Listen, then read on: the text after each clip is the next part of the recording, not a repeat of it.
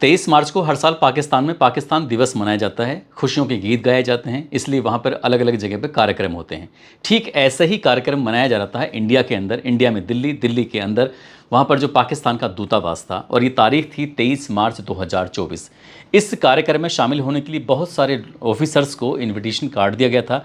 अब चाहे वो भारत के ऑफिसर हों या फिर अलग अलग देशों के जो दूतावास बने हुए थे उनके ऑफिसर हों, ऐसे ही एक कार्ड जाता है हरियाणा प्रदेश के हिसार की रहने वाली एक साधारण सी लड़की। वो साधारण सी लड़की जब आती है, जिस जगह पर वीडियो बनाना बहुत ही ज़्यादा प्रतिबंधित है, वहाँ पर कार्रवाई हो सकती है, वो लड़की आराम से एक वीडियो बनाती है और वीडियो बनाने के बाद 30 मार्च 2024 को अपने सोशल मीडिया पर अपलोड भी कर देती है। उसमें खासकर ये दिखाया जाता है कि जब वो मेन गेट पर पहुंचती है तो उसका वेलकम करने के लिए पाकिस्तान एम्बेसी का एक अधिकारी, इसका नाम दानिश उर्फ एहसानुर रहीम होता है, वो आता है और उसका वेलकम करके अंदर लेके जाता है और बाकायदा अधिकारियों से मुलाकात कराता है।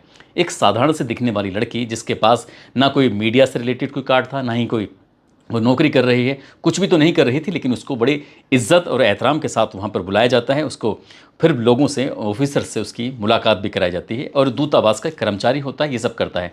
ना केवल 2024 में उसकी ये दावत होती है, बल्कि जब 2025 आता है तो उसने 2025 की वो तारीख थी 22 मार्च, उसने फिर से एक वीडियो अपलोड किया था और उस वीडियो में दिखाया गया था कि इफ्तार पार्टी में भी उसको बाकायदा बुलाया गया था। 2024 में इफ्तार पार्टी प्लस पाकिस्तान दिवस के रूप में वो कार्यक्रम आयोजित किया गया था। आज की इस कहानी के माध्यम से हम यही जानने की कोशिश करते हैं कि आखिरकार वो लड़की कौन थी, क्यों पकड़ी गई, उसके पीछे ऐसी क्या वजह थी, भारत की जो एजेंसियां थीं उसके पीछे किस बात पर लग गई थी। आज की इस कहानी के माध्यम से यही जानने की, यही समझने की कोशिश करते हैं। आदाब, नमस्कार, सत श्री अकाल। मैं उस्मान सैफ़ी। आज की जो सच्ची घटना मैं आपको सुनाने जा रहा हूँ, ये सच्ची घटना है हरियाणा प्रदेश के ज़िला हिसार की एक कॉलोनी है, न्यू अग्रसेन कॉलोनी। दरअसल यहाँ का रहने वाला एक व्यक्ति जिसका नाम होता है हरीश कुमार मल्होत्रा। हरीश कुमार मल्होत्रा पेशे से कारपेंटर है, अपना वही मेहनत मजदूरी का काम करता है। छोटा सा मकान है जिसकी लंबाई चौड़ाई बगैर 50 गज़ के आसपास होगी, 3 कमरे हैं उसमें। अब से करीब 20 साल ये पुरानी बात है, उसकी पत्नी से विवाद हो जाता है और विवाद के बाद तलाक हो जाता है। उस वक्त इसको एक इकलौती बेटी थी और बेटी का नाम था ज्योति मल्होत्रा, जो 13 साल की थी। अब जब बंटवारा होता है पति और पत्नी का, तो बंटवारे में इसके पति के हिस्से में, यानी कि हरीश कुमार मल्होत्रा के हिस्से में उसकी बेटी आ जाती है जिसका नाम ज्योति मल्होत्रा होता है। वो बड़ी होती है, पढ़ाई करती है। उसके बाद उसने हिसार के FCJ से बीए किया, उसके बाद MBA किया और यहाँ से फिर दिल्ली की तरफ रुख करती है और दिल्ली में वो नौकरी करती है। PG में रहकर नौकरी कर रही है, साथ ही अपना कभी पढ़ाने का भी मौका मिला तो पढ़ाना भी काम कर रही थी। लेकिन साल 2020 की ये बात है, जब कोरोना काल चल रहा था, तो बहुत बड़ी संख्या में अलग अलग सेक्टरों में ऐसी छटनी चल रही थी कि ये अपने अपने कर्मचारियों को लोग निकाल रहे थे और ज्योति मल्होत्रा की ये नंबर भी आ जाता है, उसको भी नौकरी से निकाल दिया जाता है। अब ज्योति मल्होत्रा वापस अपने हिसार पहुँच जाती है, उसके पास करने के लिए कुछ था नहीं। तो ऐसी स्थिति में उसने अपने घर बैठे बैठे वीडियो बनाना शुरू कर दिया और वीडियो बनाने के लिए उसने अपने चैनल का नाम रखा ट्रैवल विद जो। ज्योति मल्होत्रा ने अपने जो चैनल का नाम रखा, तो उसमें उसने यूट्यूब पर भी, इंस्टाग्राम पर भी, साथ ही फेसबुक पर इस तरह से अपना वीडियो बनाती थी और डालती थी। इसी तरह से करते करते उसका नाम बढ़ रहा था, उसके फॉलोवर बढ़ रहे थे, उसका काम करने का तरीका बदल रहा था और उसको अलग अलग जगह जाने पर उसको पसंद था। उनने पहला जो वीडियो डाला था 2019 की ये बात है, हालांकि उस वक्त उसका चैनल उतना नहीं चलता था। जैसे मनाली का पहला वीडियो था और उसके बाद जब नौकरी जाती है तो पूरा फुल फ्लैज उसने इसी में काम करना शुरू कर देती है। अगर हम बात करें 17 अप्रैल 2024 की, तो इसे 1 महीने का टूर मिला था पाकिस्तान में घूमने के लिए। वो 1 महीने के लिए जाती है और 15 मई 2024 की बात है, वो पाकिस्तान में पूरे 1 महीने रहती है और वहाँ रहने के बाद फिर ये वापस जब इंडिया आती है तो 24 दिन के बाद, 15 मई के बाद फिर 24 दिन घर यहीं रहती है अपने घर परिवार के साथ। फिर 10 जून 2024 की तारीख है, 30 दिन के लिए फिर से चीन चली जाती है। 30 दिन आराम से रहती है और जैसे ही चीन से ये वापस लौट कर आती है 9 जुलाई 2024 को, आने के बाद अभी 24 घंटे भी नहीं हुए थे इसको कि यहाँ से वो सीधा नेपाल के काठमांडू का टिकट कराती है और फिर सीधा नेपाल के काठमांडू चली जाती है। दरअसल आज की इस वीडियो के माध्यम से हम यही समझने की कोशिश करते हैं कि जिस लड़की के एक साधारण सा परिवार है, छोटा सा घर है, पापा उसके कारपेंटर का काम करते हैं, तो आखिरकार भारत की जो खुफिया एजेंसियां हैं उनकी नज़र इस लड़की पर कैसे पड़ जाती है। दरअसल भारत और पाकिस्तान के रिश्ते बिल्कुल भी अच्छे नहीं हैं, भारत और चीन के रिश्ते भी अच्छे नहीं हैं, लेकिन इस लड़की को बड़े ही आसानी से वीज़ा मिल जाता है, वो भी 1-1 महीने के लिए। 1 महीना चीन रहती है और 1 महीना ये पाकिस्तान रहती हैं और वहाँ आराम से, जबकि इसकी इनकम ऑफ सोर्स इतने बढ़िया नहीं है, फिर भी वहाँ आराम से 1-1 महीना गुजारती है और एक लग्जरी लाइफ वहाँ पर जीती है, अच्छी खासे पैसे खर्च भी करती है, ख़रीदारी करती है, सब कुछ इसने जो अपनी वीडियो बनाई हुई हैं उन वीडियो में साफ देखा जा सकता है। ऐसे ज्योति की ज़्यादा कोई नौकरी वगैरह है नहीं, छोटा सा मकान है, पिता उसके कारपेंटर काम करते हैं, यूट्यूब से उसको महज 15,000 या 20,000 रुपये, इससे ज़्यादा इनकम होगी ही नहीं। लेकिन वहाँ इतना कम पैसे होने के बावजूद भी उसका रहना सहना बहुत ही ठाट बाट के साथ रहती है।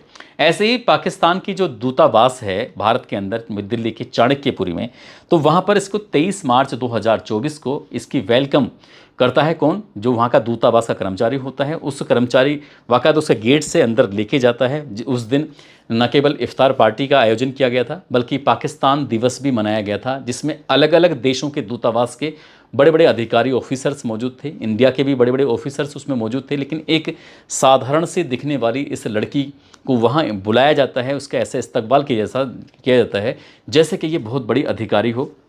ये जो इसका वेलकम करता है उसका नाम दानिश उर्फ एहसानुर रहीम होता है, जो कि भारत सरकार ने इसको भारत छोड़ने का आदेश कर दिया था 13 मई 2025 को, जब कश्मीर के पहलगांव के वैसन घाटी में जो सैलानी होते हैं, टूरिस्ट होते हैं, वहाँ पर 3 आतंकवादियों ने लगभग 25 हिंदू टूरिस्ट को चुन चुनकर उनकी हत्या कर दी थी, उनकी सर में गोलियां मारी थीं और ये बोला गया था कि जाकर मोदी से कह देना कि ये सब हुआ है। उसके बाद फिर भारत और पाकिस्तान के रिश्ते आपस में इतने बिगड़ जाते हैं बहुत ज़्यादा और युद्ध की स्थिति पैदा हो जाती है। और 6-7 मई 2025 की रात को भारत ने स्ट्राइक किया और स्ट्राइक करने के बाद पाकिस्तान के 9 अलग अलग ठिकानों पर जो जहाँ आतंकवादियों को प्रशिक्षण ट्रेनिंग दी जाती है, वहाँ पर आतंकवादियों के उन ठिकानों को नेस्तानाबूद करने का पूरा काम किया था। और इसी के साथ साथ 13 मई 2025 को जो भारत के अंदर जो पाकिस्तान का दूतावास बना हुआ है, वहाँ का रहने वाला कर्मचारी दानिश उर्फ एहसानुर रहीम, इसके लिए साफ आदेश कर दिए जाते हैं जितनी जल्दी हो सके भारत छोड़ दो। इसको नॉन ग्रेटा घोषित कर दिया जाता है कि आप यहाँ से, इन भारत सरकार ने, कि जितनी जल्दी हो सके निकल जाओ। अब इस व्यक्ति के, इस ऑफिसर के जो संपर्क में थे बहुत सारे लोग होते हैं, उनसे बातचीत करते हैं, बड़े देर तक बातें होती हैं, तो उनके बारे में खुफिया एजेंसी ये पता निकालने में लगी हुई थी कि आखिरकार वो कौन है, क्या है। जो उसकी गतिविधियाँ थीं, पहलगांव में जो आतंकवादी हमला होता है उसमें ऐसा दावा किया जा रहा है, ऐसा बताया जा रहा है, मीडिया रिपोर्ट ये कहती है कि कहीं ना कहीं दानिश उर्फ एहसानुर रहीम, इसका भी कहीं ना कोई ना कोई संदिग्ध भूमिका इसकी है, इसलिए वो भी जांच के घेरे में था। और जो भारत की एजेंसियाँ थीं जांच पड़ताल में जुट जाती हैं और ऐसे ही इस ज्योति मल्होत्रा का नाम भी सामने आ जाता है। जब ज्योति मल्होत्रा पाकिस्तान के टूर पे गई हुई थी, घूमने के लिए गई थी, तो वहाँ ये एक साधारण सी ये यूट्यूबर होती है और साधारण सी यूट्यूबर होने के बावजूद भी पाकिस्तान के पूर्व प्रधानमंत्री नवाज शरीफ की बेटी, जो कि पाकिस्तान के अंदर पंजाब एक प्रांत है, स्टेट है, वहाँ की मुख्यमंत्री मरियम नवाज शरीफ, उसका वाक़ई इंटरव्यू कर लेती है, उससे बातचीत करती है। जबकि ऐसे लोगों से मिलना, मंत्रियों से मिलना, मुख्यमंत्री से मिलना किसी साधारण व्यक्ति के बस की बात नहीं है, लेकिन ये आराम से मिलती है। अब ये खुफिया एजेंसियों की जब इस लड़की पर, ज्योति मल्होत्रा पर नज़र पड़ती है, तो इसके बारे में जब जानकारी जुटाने की कोशिश की तो पता चलता है कि ये पाकिस्तान के कई लोगों के से बातचीत करती थी। अब चाहे वो स्नैपचैट हो, व्हाट्सएप के माध्यम से या किसी अन्य माध्यम से, ऐसी चीज़ें जहाँ से रिकॉर्ड मिलना आसान नहीं था, लेकिन खुफिया एजेंसी के लिए ये सब बहुत मामूली सी चीज़ें होती हैं।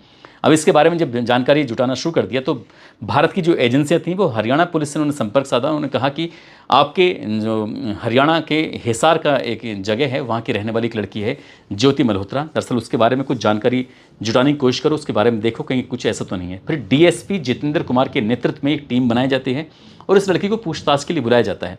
पूछताछ के बुलाने के बाद इससे बातचीत की जाती है। शुरुआत में लगता है कि ऐसी कोई बात नहीं है, लेकिन जब इस फिर से जांच की जाती है तो आखिरकार 15 मई 2025 को इस लड़की को हिरासत में लिया जाता है और बाकायदा कोर्ट से 5 दिन का रिमांड लिया जाता है। अब इसके चाचा हों या फिर इसके पिता हों या फिर खुद ज्योति मल्होत्रा हो, इनका मोबाइल भी कब्जे में ले लिया जाता है, साथ ही लैपटॉप भी कब्जे में लिया जाता है। अब जब इनकी गहनता से जांच पड़ताल की जाती है तब कुछ चीज़ें, कुछ सुराग ऐसे मिलते हैं ज्योति मल्होत्रा के खिलाफ, जिसके लिए अभी हालांकि पुलिस ने कुछ साफ तौर पर बोलने से तो इनकार कर दिया कि क्या क्या ऐसी चीज़ें हैं, लेकिन उन्होंने ये ज़रूर कहा है कि कुछ ऐसी जानकारियाँ उसके अंदर मिली हैं जिसके भविष्य में इसका खुलासा भी किया जाएगा। और इस लड़की की अभी जांच पड़ताल चल रही है। दरअसल इस लड़की ने 2023 में वीज़ा के लिए पाकिस्तान जाने के लिए अप्लाई किया था। एक दिन उसमें ऐसा भी बताया जाता है कि एक टूर ऐसा भी होता है कि सुबह से जाकर शाम को, एक करतार साहिब हैं वहाँ के दर्शन करने के लिए टूरिस्ट जा सकते हैं, लेकिन सुबह जाकर शाम को वापस आ सकते हैं। उसके लिए किसी वीज़ा की ज़रूरत नहीं पड़ती, लेकिन फिर भी उसके लिए अप्लाई करना पड़ता है। ज्योति मल्होत्रा एक यूट्यूबर के साथ वहाँ पर गई थी सुबह से शाम तक, लेकिन जब ये जाती है तो वहाँ का ऐसा बखान करती है जिससे पाकिस्तान बिल्कुल दूध का धुला हुआ है, वहाँ कोई कमी नहीं है, वहाँ के लोग बहुत अच्छे हैं। इसने तारीफ़ के इतने पुल बांध दिए बहुत ज़्यादा। उसके बाद फिर ये जब अप्लाई करती है तो दानिश उर्फ एहसानुर रहीम के ये संपर्क में आती है, उससे बहुत सारी बातें करना शुरू कर देती है। उसके बिल्कुल ऐसे जैसे बहुत अच्छी दोस्ती होती है, दोस्ती से भी ज़्यादा भी हो सकता है, ये तो खैर जांच के बाद ही स्पष्ट हो सकेगा। लेकिन दानिश ने एक अली अहवान नाम से एक व्यक्ति होता है जो पाकिस्तान का रहने वाला होता है, उससे इसकी मुलाकात होती है। जब ये पाकिस्तान लड़की पहुंचती है तो अली अहवान ये ऐसा मीडिया रिपोर्ट में आता है कि अब इस लड़की ज्योति मल्होत्रा के रहने का, खाने का, पीने का, घूमने का सब इंतज़ाम सब कुछ हो जाता है। जहाँ पर लोग मोबाइल नहीं निकाल सकते, कहीं ऐसी बड़ी बड़ी प्रतिबंधित जगह होती हैं। यदि आप दिल्ली के चाणक्यपुरी जाएंगे जहाँ पर अलग अलग देशों के दूतावास बने हुए हैं, वहाँ साफ लिखा होता है कि फ़ोटोग्राफ लेना, वीडियो बनाना बिल्कुल प्रतिबंधित है। ये ऐसी जगह पर जाती है और वीडियो बनाती है, कोई से नहीं रोकता है, ना कोई टोकता है, नहीं कुछ होता है, नहीं कोई से डांटता है, आराम से अपना काम करती रहती है। और पाकिस्तान के कुछ ऐसे हिस्सों में चली जाती है जहाँ पर वीडियो बनाती है, वो ब्लॉगिंग कर रही है, और ब्लॉगिंग करते करते इसकी जान पहचान जो अली अहवान है वो मुलाकात कराता है पाकिस्तान के खुफिया एजेंसी के अधिकारी जिसका नाम शाकिर होता है, साथ ही राणा शहबाज होता है, जो दोनों के दोनों पाकिस्तान के एजेंट बताए जाते हैं। इसमें जो इसका राणा शहबाज है उसका जो इसने अपना नंबर था, अपने मोबाइल के अंदर जो नंबर था, जट रंधावा के नाम से सेव कर रखा था। बड़ी अजीब सी बात है, और इसके पीछे यही वजह बताई जाती है, ऐसा पुलिस की जांच में भी आता है कि जट रंधावा उसने जो नाम लिखा है ताकि कोई शक ना कर सके। राणा शहबाज उसका अगर असली नाम लिखती, पाकिस्तान लिखती, तो शायद कोई इतना शक नहीं करता, लेकिन उसका असली नाम ना लिखे, दूसरा नाम। अब ये जब वहाँ पाकिस्तान घूम के आती है तो घूमने के बाद यहाँ से भारत से ये जानकारियाँ देना शुरू कर देती है। और साथ ही इसने जो यूट्यूब, फेसबुक, इंस्टा पर अपना जो प्लेटफॉर्म बनाए हुए थे, तो सबसे पहले थोड़ी सी बात हम इस पर भी करना चाहेंगे कि इंस्टा पर इसके 17 मई 2025 को 1,31,000 फॉलोवर होते हैं। और एक दिन बीतता है जैसे इस सोशल मीडिया पर इसका नाम ज्योति मल्होत्रा का बहुत ही तेज़ी से वायरल होना शुरू हो जाता है। तो उसके बाद फिर अगले ही दिन यानी कि 24 घंटे भी नहीं बीतते, लगभग 1,39,000 इसके फॉलोवर होते हैं, यानी कि 8,000 प्लस इसके फॉलोवर बढ़ जाते हैं इस इंस्टाग्राम पर। बड़े ताज्जुब की बात है। अब वो कौन हो सकते हैं, ये भी जांच का विषय, इसकी भी जांच होनी चाहिए। मैंने यूट्यूब के बारे में जानने की कोशिश की, जो इसका यूट्यूब जो बना हुआ है, तो उस पर इसके 3,70,000 जो कि 17 मई 2025 को होते हैं, और 18 मई 2025 को इस पर 3,82,000 हो जाते हैं, जो कि 5,000 इसके सब्सक्राइबर का इजाफा हो जाता है। हालांकि लोग देख रहे हैं, जब कोई चीज़ वायरल होती है तो लोगों के अंदर जिज्ञासा बढ़ जाती है कि आखिरकार ये क्या दिखाने की कोशिश कर रही थी, ऐसी क्या बातें कर रही थी। तो देखना, व्यूवरशिप बढ़ना तो एक आम बात है, कोई बहुत बड़ी बात नहीं, लेकिन सब्सक्राइबर बढ़ना, फॉलोवर बढ़ना, ये बड़ी बात हो जाती है। ऐसे ही फेसबुक पर 17 मई 2025 को फॉलोवर होते हैं 3,21,000, और अगले ही दिन एक 24 घंटे के अंदर इसके 1,000 प्लस हो जाते हैं कि 3,22,000। जबकि इसको गद्दार के नाम से संबोधित किया जा रहा था, अलग अलग चैनल पर, अखबारों में इसके बारे में चल रहा था, मीडिया में इसके बारे में चल रहा है, सोशल मीडिया पर इसके बारे में चल रहा है, लड़की के बारे में, जिसको ज्योति गद्दार के नाम से, ज्योति के बारे में तमाम तरह की बातें कही जा रही थी। लेकिन फिर भी इतना होने के बावजूद भी फॉलोवर बढ़ रहे हैं, ये भी सोचने वाली बात है। अब हमने इसके चैनल को थोड़ा सा बारीकी से देखने की कोशिश की। टोटल मिला के इसने यूट्यूब पर जो अपनी वीडियो डाली हुई हैं, 487 इसने टोटल वीडियो डाली हुई हैं। अगर हम टॉप 10 वीडियो की बात करें तो पहला वीडियो जो है इसका 12 मिलियन है, जो कि पाकिस्तान के ऊपर बनाया गया है। दूसरा वीडियो जो कि इसका भूटान के ऊपर बनाया गया है, जिसको 33 लाख लोगों ने देखा हुआ है। तीसरा वीडियो इसने जो बनाया है वो उसे 19 लाख लोगों ने देखा है, जो पाकिस्तान के ऊपर बनाया गया है। चौथा वीडियो इसने जो बनाया है, जो टॉप 10 वीडियो हैं जो सबसे ज़्यादा पॉपुलर वीडियो हैं, उसकी मैं बात कर रहा हूँ। तो जो चौथा वीडियो है उसको 18 लाख लोगों ने देखा है, जो कि इसके पाकिस्तान के ऊपर बनाया गया है। पांचवा सबसे पॉपुलर वीडियो उसका, जिसको 14 लाख लोगों ने देखा है, वो बैंकॉक के ऊपर बना हुआ है। ऐसे ही छठा वीडियो है जिसको 13 लाख लोगों ने देखा है, जो कि बांग्लादेश के ऊपर बना हुआ है। ऐसे सातवां वीडियो है जिसको 12 लाख लोगों ने देखा हुआ है, जिसको पाकिस्तान के ऊपर बनाया गया है। जिसमें 8वां वीडियो है जिसको 10 लाख लोगों ने देखा है, वो भी पाकिस्तान के ऊपर बनाया गया है। ऐसे ही 9वां वीडियो है जो टॉप 10 वीडियो में, टॉप 10 पॉपुलर वीडियो हैं इसके, उसको 9 लाख लोगों ने देखा है, वो भी पाकिस्तान के ऊपर बनाया गया है। ऐसे ही 10वां वीडियो जो टॉप 10 वीडियो में, पॉपुलर वीडियो में, वो 10वां वीडियो इसने इंडिया के ऊपर बनाया है, लद्दाख के ऊपर। वहाँ की कुछ लड़कियों के बारे में दिखाने की कोशिश की है कि इन लड़कियों की शादी कहाँ होती है, कहीं ना कहीं उसमें भी पाकिस्तान का ही लिंक है। ऐसे ही इसने 10 टॉप 10 वीडियो में जो बातचीत की हैं उसमें भारत का नाम सिर्फ 10वें नंबर पर आता है। बाकी 6 वीडियो जो ऐसी हैं इसमें, तो 6 वीडियो में उसका जो वखान हैं, जो गुणगान हैं, जो बहुत सारी बातें कर रही है, वो पाकिस्तान के ऊपर बातें कर रही है। अब अगर हमने इसके बारे में और देखने की कोशिश की कि आखिरकार इसने जो 487 कुल वीडियो बनाए हैं, 487 वीडियो में 18 वीडियो तो इसने कुल पाकिस्तान के ऊपर ही बनाए हैं। पाकिस्तान की इसने इतना गुणगान किया है, अलग अलग जगहों को इतना बढ़िया। एक लड़की से बात कर रही है, बहन बहन बात कर रही है, तुम भी बहन हम भी बहन। तो यानी कि ये दिखाने की कोशिश ये कर रहे हैं कि पाकिस्तान कितना अच्छा है।